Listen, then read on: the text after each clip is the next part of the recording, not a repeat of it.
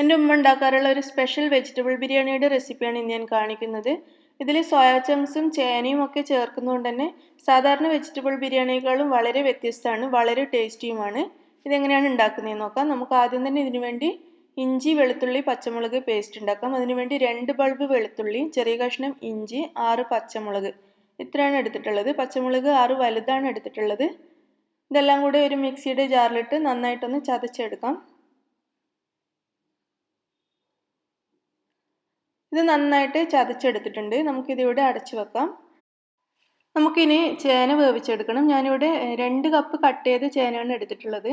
ഇതിലേക്ക് ആവശ്യത്തിന് വെള്ളം ഒഴിച്ച് നമുക്ക് ഉപ്പും ചേർത്ത് നന്നായിട്ടൊന്ന് വേവിച്ചെടുക്കാം. ചേന നമുക്ക് മസാലയുടെ കൂടെ വെന്ത് കിട്ടാൻ കുറച്ച് ബുദ്ധിമുട്ടായിരിക്കും. അതുകൊണ്ടാണ് ഇത് സെപ്പറേറ്റ് വേവിക്കുന്നത്. മാത്രമല്ല ചേനയ്ക്ക് ചൊറിച്ചിലോ മറ്റോ ഉണ്ടെങ്കിൽ ഇതുപോലെ വേവിച്ച് വെള്ളം കളഞ്ഞെടുത്താൽ ആ ചൊറിച്ചിലും അങ്ങ് പോയി കിട്ടും. അതിന് വേണ്ടിയിട്ടാണ് ചേന സെപ്പറേറ്റ് വേവിക്കുന്നത്. നമുക്കിത് ആവശ്യത്തിന് വെള്ളം കൂടി ചേർത്ത് അടുപ്പത്ത് വെച്ച് നന്നായിട്ട് വേവിച്ചെടുക്കാം. ചേന ഞാൻ അടുപ്പത്ത് വേവിക്കാൻ വെച്ചിട്ടുണ്ട്. നന്നായിട്ട് വേവിച്ചെടുത്ത ചേന ഞാനൊരു അരിപ്പയിലിട്ട് വെള്ളം വാരാൻ വെച്ചിട്ടുണ്ട്. വെള്ളം നന്നായിട്ട് പോയതിന് ശേഷം നമുക്കിത് മസാലയിലേക്ക് യൂസ് ചെയ്യാം. ചേന നന്നായി വെന്തിട്ടുണ്ട്. നമുക്കിനി മസാല ഉണ്ടാക്കാൻ തുടങ്ങാം. ഒരു പാൻ ചൂടാകുമ്പോൾ അതിലേക്ക് ഒരു 5-6 ടേബിൾ സ്പൂൺ വരെ സൺഫ്ലവർ ഓയിൽ ഞാൻ ചേർത്ത് കൊടുക്കുന്നുണ്ട്. വെജിറ്റബിൾ ബിരിയാണിക്ക് കോക്കനട്ട് ഓയിൽ വേണമെങ്കിലും യൂസ് ചെയ്യാം, പക്ഷേ ഞാൻ സൺഫ്ലവർ ഓയിലാണ് യൂസ് ചെയ്യുന്നത്. ഇനി ഇതിലേക്ക് നേരിയതായിട്ട് നീളത്തിൽ അരിഞ്ഞ ചേന ചേർത്ത് കൊടുത്ത് നന്നായിട്ടൊന്ന് ഫ്രൈ ചെയ്തെടുക്കാം. ഇതുപോലെ നേരിയതായിട്ട് നീളത്തിൽ അരിഞ്ഞിട്ട് തന്നെ എടുക്കാം. നമുക്കിത് ലാസ്റ്റ് ഡെക്കറേഷന് വേണ്ടിയിട്ടൊക്കെ ഉള്ളതാണ്. നമ്മളിതിൽ ഉള്ളിയല്ല ഫ്രൈ ചെയ്തിട്ട് ലാസ്റ്റ് ഡെക്കറേറ്റ് ചെയ്യുന്നത്. ഇതിൽ ചേനയും ഉരുളക്കിഴങ്ങും സോയ ചങ്ക്സും ഒക്കെയാണ് യൂസ് ചെയ്യുന്നത്. അതിന് വേണ്ടിയിട്ടാണ് ഇതിങ്ങനെ ഫ്രൈ ചെയ്തെടുക്കുന്നത്. നല്ല ബ്രൗൺ കളറാവുന്നത് വരെ നന്നായിട്ട് ഫ്രൈ ചെയ്തെടുക്കാം. ഇതിവിടെ റെഡി ആയിട്ടുണ്ട്. നമുക്കിതൊരു പ്ലേറ്റിലേക്ക് മാറ്റാം.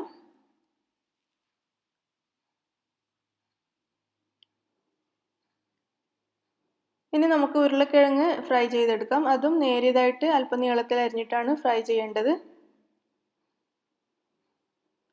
നല്ല ബ്രൗൺ കളറാവുന്നത് വരെ ഉരുളക്കിഴങ്ങും ഫ്രൈ ചെയ്യാം.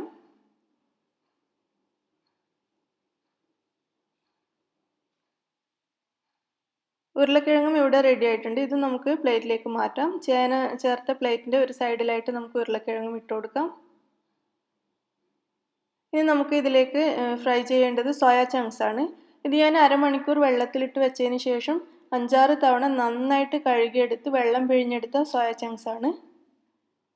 ഇത് എണ്ണയിലിട്ട് നന്നായിട്ട് നല്ലൊരു ഗോൾഡൻ ബ്രൗൺ കളറാകുന്നത് വരെ നമുക്ക് ഫ്രൈ ചെയ്യാം.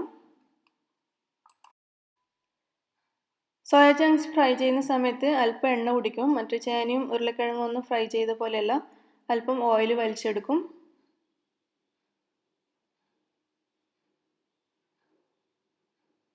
ഇതിവിടെ റെഡി ആയിട്ടുണ്ട്. നമുക്കിതും പ്ലേറ്റിലേക്ക് മാറ്റാം.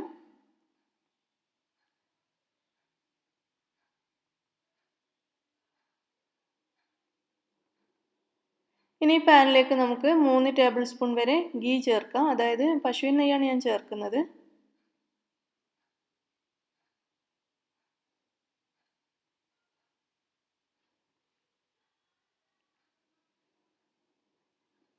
ഇതിലേക്ക് 2 സവാള നേരിയതായിട്ട് അരിഞ്ഞത് ചേർക്കാം. 2 മീഡിയം സൈസ് സവാളയാണ്. ഈ സവാള ഒന്ന് വഴറ്റിയെടുക്കാം. സോയ ചങ്ക്സ് ഞാനൊരു പ്ലേറ്റിലേക്ക് മാറ്റിയിട്ടുണ്ട്, കാണിക്കാൻ വിട്ടുപോയതാണ്. സവാള ഇവിടെ നന്നായിട്ട് വാടി വന്നിട്ടുണ്ട്. ഇനി നമുക്കിതിലേക്ക് ചതച്ച് വെച്ച ഇഞ്ചി, വെളുത്തുള്ളി, പച്ചമുളക് പേസ്റ്റ് ചേർക്കാം. ഇനി ഇതിൻ്റെ പച്ചമണം മാറുന്നത് വരെ നന്നായിട്ടൊന്ന് വഴറ്റിയെടുക്കുക. ഒരു 2 മിനിറ്റെങ്കിലും കുറഞ്ഞത് ഇതുപോലെ നന്നായിട്ട് വഴറ്റണം. അതിനുശേഷം നമുക്കിതിലേക്ക് തക്കാളി ചേർക്കാം. 2 മീഡിയം സൈസ് തക്കാളിയാണ് ഞാൻ ചേർക്കുന്നത്. തക്കാളി ചേർത്തൊന്ന് നന്നായിട്ട് മിക്സ് ചെയ്യാം. നന്നായിട്ടൊന്ന് മിക്സ് ചെയ്തതിന് ശേഷം നമുക്കിതിലേക്ക് ആവശ്യത്തിന് ഉപ്പ് ചേർത്ത് കൊടുക്കാം. 2 ടീസ്പൂൺ ഉപ്പ് ഞാൻ ചേർത്തിട്ടുണ്ട്. ഉപ്പും കൂടി ചേർത്ത് ഒന്നുകൂടി നന്നായിട്ട് മിക്സ് ചെയ്തതിന് ശേഷം നമുക്കിത് അടച്ച് വെച്ച് ഒരു 5 മിനിറ്റ് വേവിക്കാം. തക്കാളി ഒന്ന് നന്നായിട്ട് വെന്തുടഞ്ഞ് വരണം. ഞാനിതിവിടെ അടച്ചു വെച്ചിട്ടുണ്ട്.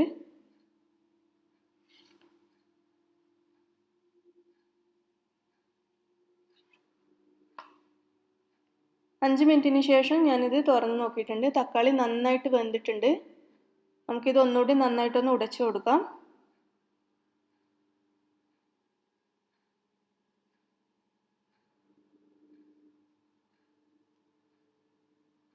ഇനി നമുക്കിതിലേക്ക് കട്ട് ചെയ്ത് വെച്ച ഉരുളക്കിഴങ്ങ് ചേർക്കാം. 2 ഉരുളക്കിഴങ്ങാണ് ഞാൻ എടുത്തിട്ടുള്ളത്. അത്ര വലിയ ഉരുളക്കിഴങ്ങല്ല, ഒരു മീഡിയം സൈസിലുള്ള 2 ഉരുളക്കിഴങ്ങ്. 2 ക്യാരറ്റ് അരിഞ്ഞത് ചേർക്കാം. ഒരു 10-12 ബീൻസ് ചെറുതായിട്ട് അരിഞ്ഞത് ചേർക്കാം. 1/2 കപ്പ് വരെ ഗ്രീൻ പീസ് കൂടി ചേർത്തിട്ടുണ്ട്. ഇത് ഫ്രോസൺ ഗ്രീൻ പീസ് ആണ്. സാധാരണ ഡ്രൈ ആയിട്ടുള്ള ഗ്രീൻ പീസ് ആണെങ്കിൽ സെപ്പറേറ്റ് വേവിച്ചിട്ട് വേണം ഇതിലേക്ക് ചേർക്കാൻ. വെജിറ്റബിൾസ് ചേർത്തതിന് ശേഷം നന്നായിട്ടൊന്ന് മിക്സ് ചെയ്തെടുക്കാം.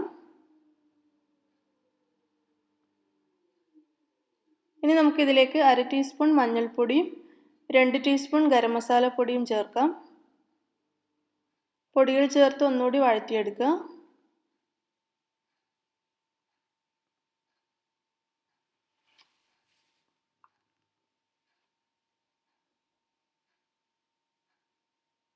നന്നായിട്ട് മിക്സ് ചെയ്തതിന് ശേഷം നമുക്കിത് അടച്ചു വെച്ച് വേവിക്കാം. ഒരു 10 മുതൽ 15 മിനിറ്റ് വരെ ഇത് മീഡിയം ഫ്ലെയിമിലിട്ടിട്ട് വേവിക്കാം. ഇടയ്ക്കിടെ ഇതൊന്ന് തുറന്ന് ഇളക്കി കൊടുക്കണം, അല്ലെങ്കിൽ ഇതിൻ്റെ അടിയിൽ പിടിക്കാൻ ചാൻസ് ഉണ്ട്. ഇതിപ്പോൾ 10 മിനിറ്റ് കഴിഞ്ഞിട്ടുണ്ട്. വെജിറ്റബിൾസൊക്കെ നന്നായിട്ട് വെന്തിട്ടുണ്ട്. ഞാനിത് 2-3 പ്രാവശ്യം ഇടയ്ക്കൊന്ന് തുറന്ന് ഇളക്കി കൊടുത്തിട്ടുണ്ടായിരുന്നു.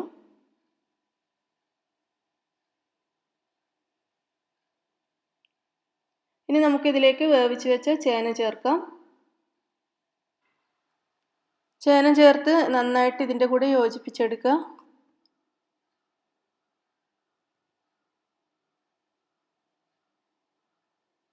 നന്നായിട്ടൊന്ന് മിക്സ് ചെയ്തതിന് ശേഷം നമുക്കിതിലേക്ക് മല്ലിയില ചേർക്കാം. ഏകദേശം 1/2 കപ്പ് മല്ലിയില ഞാൻ ഇതിലേക്ക് ചേർക്കുന്നുണ്ട്. പുതിനയില ചേർത്തിട്ടില്ല, നിങ്ങൾക്ക് വേണമെങ്കിൽ ചേർക്കാം. ഒരു ചെറുനാരങ്ങയുടെ നീര് ചേർത്തിട്ടുണ്ട്. 2 ടേബിൾ സ്പൂൺ തൈര് ചേർക്കാം. ഇനി നമ്മൾ നേരത്തെ ഫ്രൈ ചെയ്ത് വെച്ച സോയ ചങ്ക്സിൽ നിന്നും പകുതി ഇതിലേക്ക് ചേർത്ത് കൊടുക്കാം. എല്ലാം കൂടി നന്നായിട്ടൊന്ന് യോജിപ്പിക്കാം.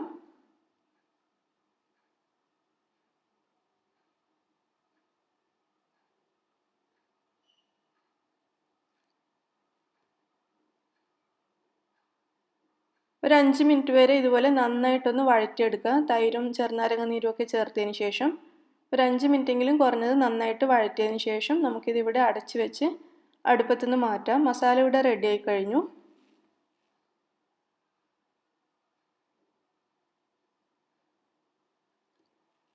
ഇനി നമുക്ക് റൈസ് ഉണ്ടാക്കാൻ തുടങ്ങാം. അതിനുവേണ്ടി ഞാനൊരു പാത്രം അടുപ്പത്ത് വെച്ചിട്ടുണ്ട്. ഇതിലേക്ക് ഒരു ഏകദേശം 2 ടേബിൾ സ്പൂൺ അല്ലെങ്കിൽ മാക്സിമം 3 ടേബിൾ സ്പൂൺ നെയ്യ് ചേർത്ത് കൊടുക്കാം. ഒരു 3-4 ടേബിൾ സ്പൂൺ സൺഫ്ലവർ ഓയിലും കൂടി ചേർത്തിട്ടുണ്ട്, അല്ലെങ്കിൽ വെളിച്ചെണ്ണ ഉപയോഗിക്കുക. ഇതിലേക്ക് 3 ചെറിയ കഷ്ണം പട്ട, 3-4 ഗ്രാമ്പു, 3 ഏലക്കായ്, ഒരു ബേ ലീവ്സ് ഇത്രയും ചേർത്ത് കൊടുക്കാം. ഇനി ഇതിലേക്ക് കട്ട് ചെയ്ത് വെച്ച സവാള ഒരു ചെറിയ കഷ്ണം ചേർത്ത് കൊടുക്കാം. ഒരു സവാളയുടെ പകുതിയിലും കുറവായിട്ട് ഞാനിവിടെ കട്ട് ചെയ്തെടുത്തിട്ടുള്ളൂ. ഈ സവാള ചേർത്ത് ഒന്ന് വഴറ്റിയെടുക്കാം. ഇനി നമുക്കിതിലേക്ക് 6 കപ്പ് വെള്ളം ചേർക്കാം.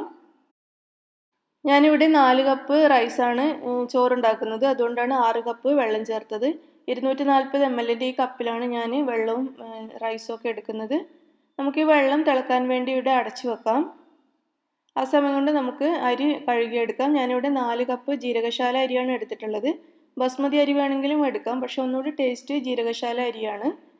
ഇത് ഞാനിവിടെ നന്നായിട്ട് കഴുകി വെള്ളം കളഞ്ഞെടുത്തിട്ടുണ്ട്. ഈ വെള്ളം ഇവിടെ നന്നായിട്ട് തിളച്ചു തുടങ്ങിയിട്ടുണ്ട്. ഇനി നമുക്ക് കഴുകിയെടുത്ത അരി ഇതിലേക്ക് ചേർക്കാം. ഒരു സ്ട്രെയിനറിലിട്ടിട്ട് വേണമെങ്കിലും അരിൻ്റെ വെള്ളം കളയാം, കാരണം അരിയിലൊട്ടും വെള്ളം ഉണ്ടാവരുത്.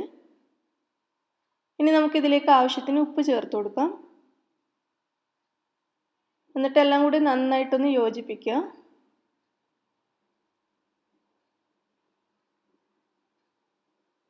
നന്നായിട്ടൊന്ന് മിക്സ് ചെയ്തതിന് ശേഷം നമുക്കിത് അടച്ചു വെച്ച് വേവിക്കാം. നന്നായിട്ട് തിളക്കുന്നത് വരെ ഫ്ലെയിം കൂട്ടി വെച്ചിട്ടും തിളച്ചു കഴിഞ്ഞാൽ ലോ ഫ്ലെയിമിലും ഈ ചോറ് വേവിച്ചെടുക്കണം.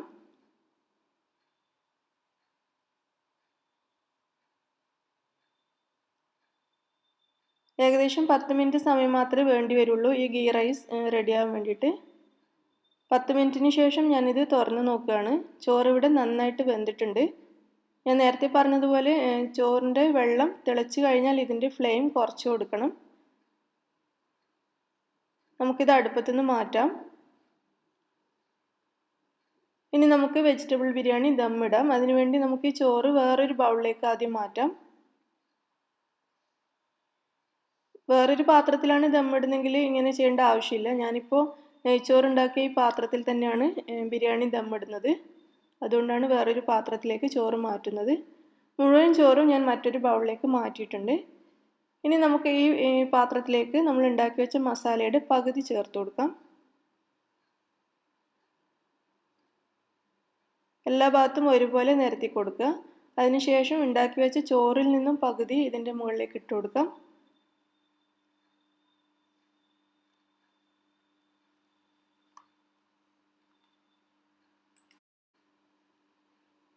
പകുതി ചോറ് ചേർത്തിട്ട് ഒരുപോലെ ഒന്ന് നിരപ്പാക്കി കൊടുക്കുക. ഇനി ഇതിൻ്റെ മുകളിൽ അല്പം കളർ ആഡ് ചെയ്യാം. ഞാനിത് പാലിൽ മഞ്ഞൾ കലക്കിയെടുത്ത വെള്ളമാണ്. അതല്ലെങ്കിൽ പനിനീരിൽ മഞ്ഞൾ കലക്കാം, അല്ലെങ്കിൽ സാഫ്രോൺ വാട്ടർ യൂസ് ചെയ്യാം. നിങ്ങളുടെ ഇഷ്ടം പോലെ ചെയ്യാം. അതിനുശേഷം നമുക്ക് ഇതിൻ്റെ മുകളിൽ അല്പം ഗരം മസാല വിതറി കൊടുക്കാം. അല്പം മല്ലിയില വിതറി കൊടുക്കാം. നമ്മൾ നേരത്തെ ഫ്രൈ ചെയ്ത് വെച്ച ചേന, ഉരുളക്കിഴങ്ങ്, സോയ ചങ്ക്സ് ഇതൊക്കെ ഇതിൻ്റെ മുകളിൽ അല്പമായിട്ട് ഇട്ട് കൊടുക്കുക. ഇനി ബാക്കിയുള്ള മസാല മുഴുവനായിട്ട് ഇതിൻ്റെ മുകളിൽ നിരത്താം.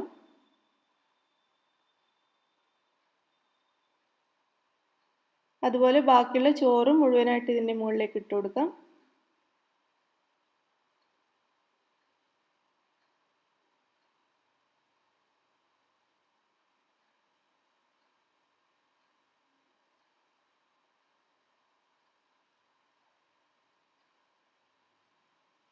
ചോറ് മുഴുവനായിട്ട് ഇതിൻ്റെ മുകളിലേക്ക് ഇട്ടിട്ടുണ്ട്. വീണ്ടും നമ്മൾ നേരത്തെ ചെയ്തതുപോലെ കളർ ആഡ് ചെയ്യാം.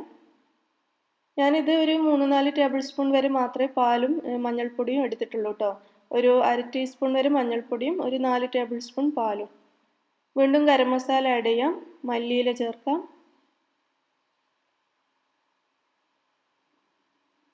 ചേന, ഉരുളക്കിഴങ്ങ്, സോയ ചങ്ക്സ് ഇതെല്ലാം വെച്ച് കൊടുക്കാം.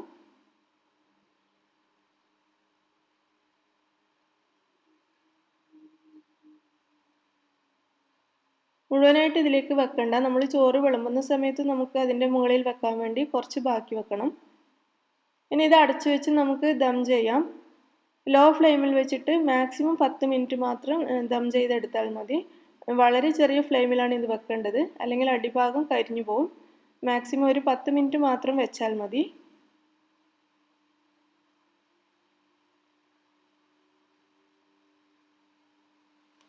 ഇതിപ്പോൾ 10 മിനിറ്റ് കഴിഞ്ഞിട്ടുണ്ട്. ബിരിയാണി നന്നായിട്ട് ദമ്മായിട്ടുണ്ട്. ഇതിൻ്റെ മുകളിൽ ആവിയൊക്കെ വരുന്നുണ്ട്.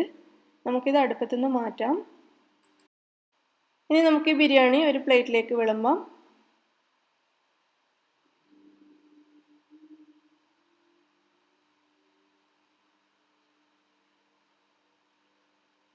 അങ്ങനെ വളരെ ടേസ്റ്റി ആയിട്ടുള്ള വെജിറ്റബിൾ ബിരിയാണി ഇവിടെ റെഡി ആയി കഴിഞ്ഞു. ഉണ്ടാക്കാൻ വളരെ എളുപ്പമാണ്. വെജിറ്റബിൾസ് കട്ട് ചെയ്യേണ്ട കുറച്ച് ജോലിയുണ്ട്. അത് കഴിഞ്ഞാൽ നമുക്ക് ഉണ്ടാക്കാൻ വളരെ എളുപ്പമാണ്. അതുപോലെ ബീഫും ചിക്കനും ഒന്നും ഇഷ്ടമില്ലാത്തവർക്ക് ഉണ്ടാക്കിയെടുക്കാൻ പറ്റിയ നല്ലൊരു ബിരിയാണിയാണ് ഇത്. എല്ലാവർക്കും ഇത് ഇഷ്ടമാവും. അത്രയും ടേസ്റ്റി ആയിട്ടുള്ള വെജിറ്റബിൾ ബിരിയാണിയാണ്. പിന്നെ ഇറച്ചി വേണമെന്ന് നിർബന്ധമുള്ളവർക്ക് ചിക്കൻ ഫ്രൈയോ ബീഫ് ഫ്രൈയോ ഒക്കെ ഇതിൻ്റെ കൂടെ കഴിക്കാം. അങ്ങനെ വളരെ ടേസ്റ്റി ആയിട്ടുള്ള വെജിറ്റബിൾ ബിരിയാണി നിങ്ങളെല്ലാവരും ട്രൈ ചെയ്ത് നോക്കുക. ഇഷ്ടമാവുകയാണെങ്കിൽ ലൈക്ക് ചെയ്യാനും ഷെയർ ചെയ്യാനും മറക്കരുത്. നിങ്ങളുടെ അഭിപ്രായങ്ങൾ അറിയിക്കണം. എൻ്റെ ചാനൽ സബ്സ്ക്രൈബ് ചെയ്യാൻ മറക്കരുത്. Thank you.